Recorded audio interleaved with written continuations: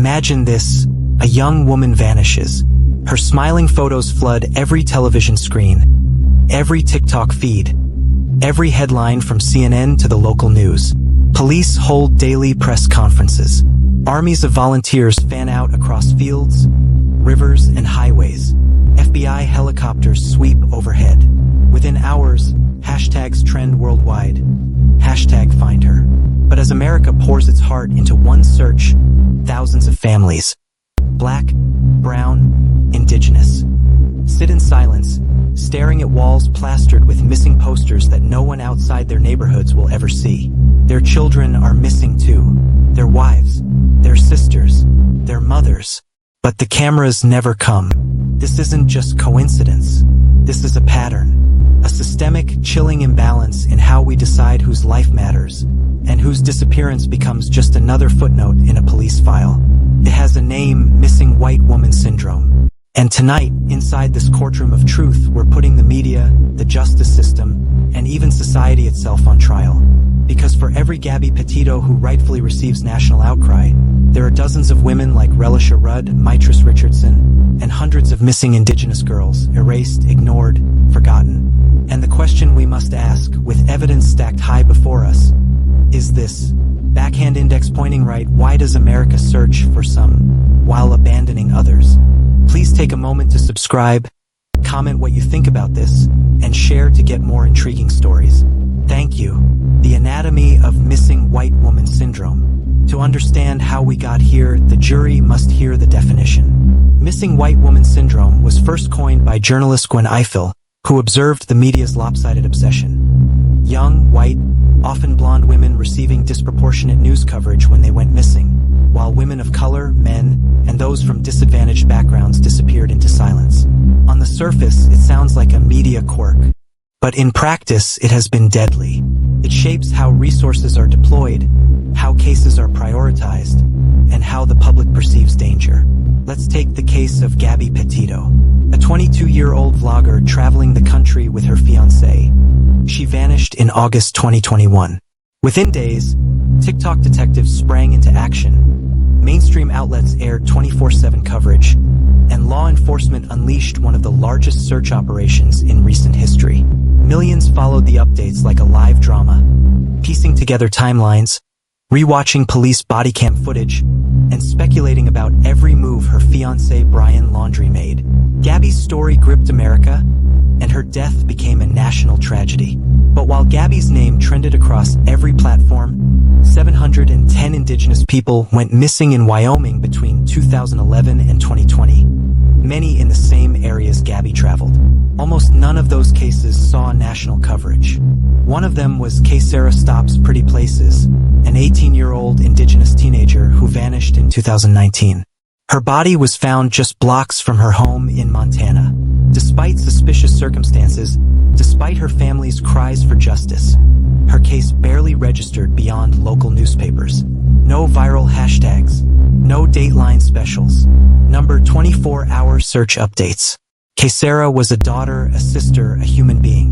But in the hierarchy of media attention, her story wasn't marketable enough. Let us place the media under cross-examination. Why do they elevate certain victims and silence others?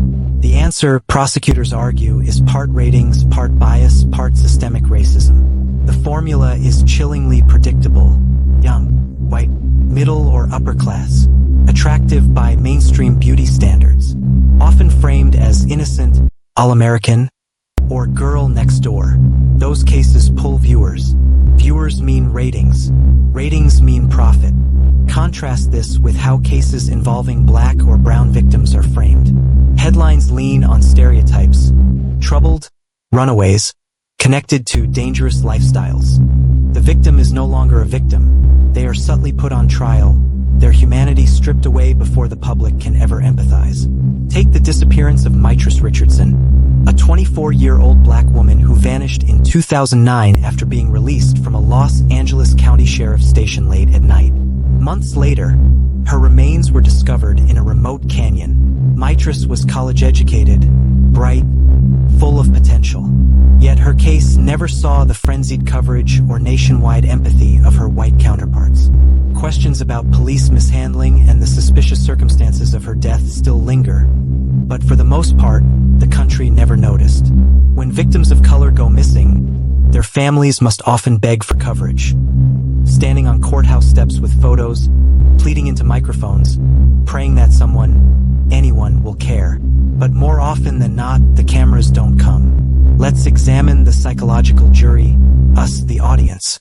The uncomfortable truth is that bias isn't just institutional, it's cultural. Studies reveal that people are more likely to share or empathize with cases that mirror their own social circles. Subconsciously, white victims are perceived as closer to home for the majority of the mainstream audience, making their stories feel more urgent. Meanwhile, Black, Latina, and Indigenous victims are cast as other, their stories labeled as local issues, niche interests, or worse, disposable. And so, the cycle repeats. The public pays more attention, the media responds with more coverage, police feel pressure to act faster, politicians step in, resources are allocated.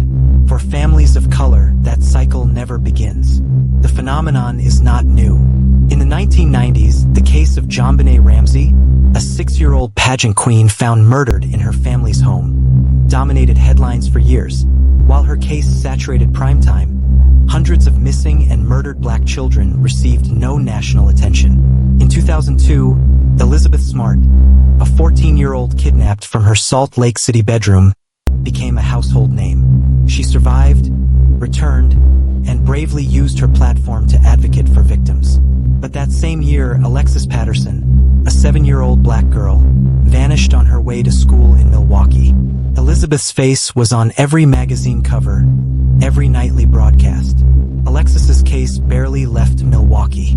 She has never been found. The contrast is devastating and undeniable.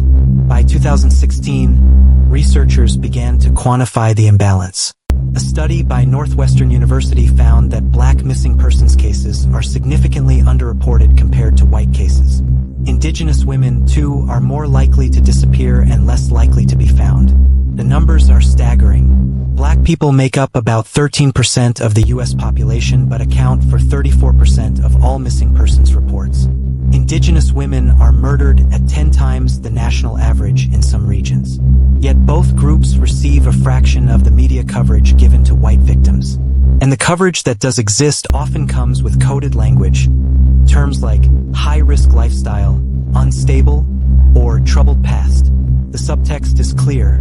This person is less innocent, less worthy, less human. The jury doesn't even realize it, but they've already been swayed before the trial begins. The prosecution has laid out its first exhibit, a pattern so blatant it cannot be ignored.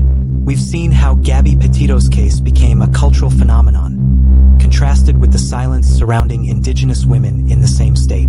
We've heard how Mitrice Richardson and Alexis Patterson were erased from national consciousness while others became household names. The question is no longer does missing white woman syndrome exist? The evidence says yes. The real question, the one we must wrestle with as the trial continues, is why does this system persist? Who benefits from it? And what does it cost the forgotten families left in its wake? Because the silence around them isn't just tragic, it's criminal. Enjoying the story? Click on the subscribe button. You want us to continue with it, more fact revealed? State it on the comment section.